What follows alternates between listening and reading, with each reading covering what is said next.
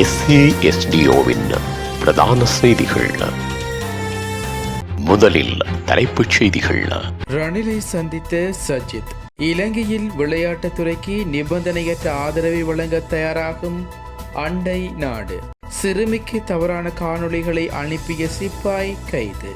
தென்கொரியாவில் நடந்த கோர விமான விபத்து. கொழும்பு விமான நிலையம் தொடர்பில் முக்கிய தீர்மானம். புலம்பெயர் இலங்கையர்களுக்கு கிடைத்த புதிய சலுகை.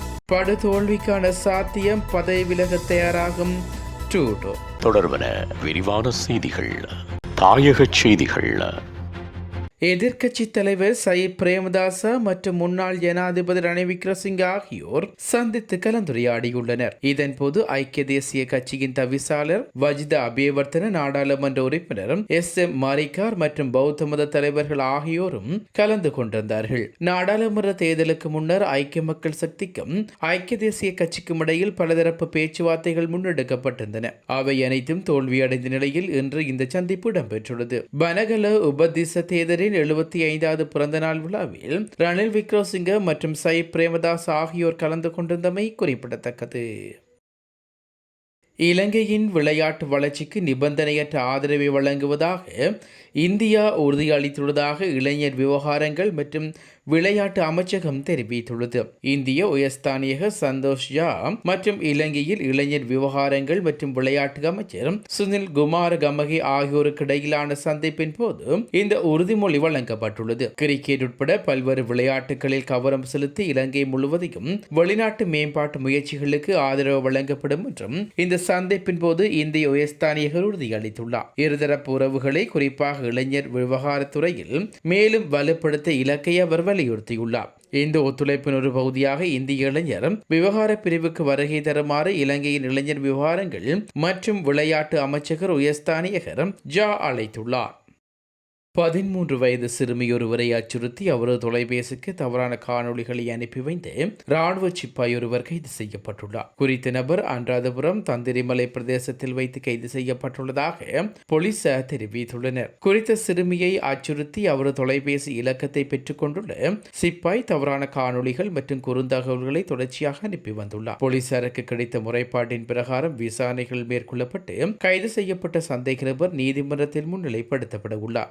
தந்திரிமலை ராணுவ முகாம் பணியாற்றும் பராக்கிரமபுர பிரதேசத்தில் வசிக்கும் 28 வயதுடைய ராணுவ சிப்பாய் ஒருவரை இவ்வாறு கைது செய்யப்பட்டுள்ளார். இது தொடர்பான மேலதிக விசாரணைகளை ஸ்ரீபுர போலீசார் மேற்கொண்டு வருகின்றனர். ரத்மலானை விமான நிலையத்தில் காலி வீதியில் உள்ள எல்லைச்சுவதை அகற்றுவது தொடர்பில் மீளாய்வு செய்து முடிவெடுக்கப்படும் என போக்குவரத்து நெடுஞ்சாலைகள், துறைமுகங்கள் மற்றும் சிவில் விமான சேவைகள் அமைச்சு தெரிவித்துள்ளது. விமான உரிமையாளர்கள் மற்றும் நடத்துனர்கள் சங்கம் விடுவித்துள்ள எச்சரிக்கை அமைய இந்த தீர்மானம் எடுக்கப்பட்டுள்ளதாக தெரிவிக்கப்படுகிறது. ரத்மலானை விமான நிலையத்தில் காலி வீதியில் அமைக்கப்பட்டுள்ள 9 அடிச்சுவர் சர்வதேச விமான நிலைய விதிமுறையை மீறுவதாக தெரிய வந்துள்ளது. சுவரின் இருப்பிடம் காரணமாக சிறிய தொழில்நுட்ப பிழையினாயினும் சுவரின் விமானம் மோதி பெரும் விபத்து ஏற்படும் என விமான உரிமையாளர்கள் மற்றும் நடத்துனர்கள் சங்கம் கூறுகிறது. இந்த அபாயத்தை கருத்தில் கொண்டு மீளாய்வு செய்து மதில் சுவரை அகற்றுவது குறித்து முடிவு எடுக்கப்படும் என போக்குவரத்து நெடுஞ்சாலைகள், துறைமுகங்கள் மற்றும் சிவில் விமான சேவைகள் பிரதி அமைச்சர் பிரசன்ன குமார குணசேகர தெரிவித்துள்ளார். அண்மையில் தென்கொரியாவில் உள்ள முவான் விமான நிலையத்தில் விமான நிலைய விதிமுறைகளை மீறி கட்டப்பட்ட சுவரில் விமானம் மோதியதில் 179 பேர் உயிரிழந்தமை குறிப்பிடத்தக்கது. வெளிநாடுகளில் வாழும் இலங்கையர்கள் பிறப்புச் சான்றிதழ், திருமணச் சான்றிதழ் மற்றும் இறப்புச் சான்றிதழ்களை தாமதமின்றி அந்தந்த நாடுகளின் தூதரகங்கள் மூலம் பெற்றுக்கொள்ளும் வகையில் டிஜிட்டல் வசதிகள் இன்று முதல் ஆரம்பிக்கப்பட்டுள்ளன. ஜனாதிபதி அனுரகுமார திசாநாயக்காவின் டிஜிட்டல் மயமாக்கல் நிகழ்ச்சி நிரலின் கீழ் நடைமுறைப்படுத்தப்பட்ட திட்டத்துக்கு அமைய இந்த திட்டம் ஆரம்பிக்கப்பட்டுள்ளது. இதன்படி 7 தூதரகங்களுக்கு இதன் முன்னோடி திட்டங்கள் நடைமுறைப்படுத்தப்படுவதுடன் ஜப்பான், கட்டார், குவைத் தூதரகங்கள் மிலோனா, டொரண்டோ, மெல்போர்ன் மற்றும் துபாய் ஆகிய நாடுகளில் துணை தூதரங்களூடாக அந்த நாடுகளில் உள்ள இலங்கையர்கள் பிறப்புச் சான்றிதழ்கள், திருமணச் சான்றிதழ்கள் மற்றும் இறப்புச் சான்றிதழ்களை தாமதமின்றி பெற்றுக்கொள்ள சந்தர்ப்பம் கிடைத்துள்ளது. எதிர்வரும் காலங்களில் அனைத்து தூதரங்களையும் உள்ளடக்கிய வகையில் இந்த திட்டம் நடைமுறைப்படுத்தப்படும் என வெளிவிகார, வெளிநாட்டு வேலைவாய்ப்பு மற்றும் சுற்றுலாத்துறை அமைச்சர் தெரிவித்துள்ளது. இதன்படி இது தொடர்பான இணையதளம் அமைச்சர் விஜித ஹிரத்தால் திறந்து வைக்கப்பட்டது. வெளிநாடுகளில் வசிக்கும் இலங்கையர்கள் அந்தந்த நாடுகளில் அந்தந்த தூதரகங்களுக்கு சென்று அது தொடர்பான சேவைகளை தாமதமின்றி மேற்கொள்ள முடியும் என்று தெரிவிக்கப்பட்டுள்ளது. உலகச் செய்திகள்.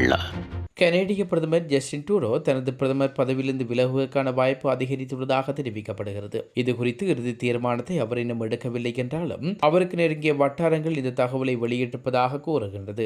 எனினும் ட்ரூடோ எப்போது தனது பதவியிலிருந்து விலகுவார் என்பது குறித்து இதுவரை தகவல்கள் வெளிவரவில்லை. எவ்வாறாயினும் எதிர்வரும் புதன்கிழமை லிபரல் கட்சியின் கூட்டத்தில் அவர் இந்த தீர்மானத்தை மேற்கொள்வார் என்று தெரிவிக்கப்படுகிறது. கனடாவில் தற்போது ஆட்சியில் உள்ள லிபரல் கட்சியின் தலைவர் ட்ரூடோ தொடர்ச்சியாக 9 வருடங்கள் பிரதமர் பதவியை வகித்து வருகின்றார். எதிர்வரும் தேர்தலில் லிபரல் கட்சி பிரதான எதிர்க்கட்சியான கன்சர்வேட்டிவ் கட்சியிடம் படுதோல்வி அடையும் என்று எதிர்பார்க்கப்படுகிறது. இந்நிலையிலே ட்ரூடோ இப்பதவியை விலகும் குறித்து கவனம் செலுத்தியுள்ளார்.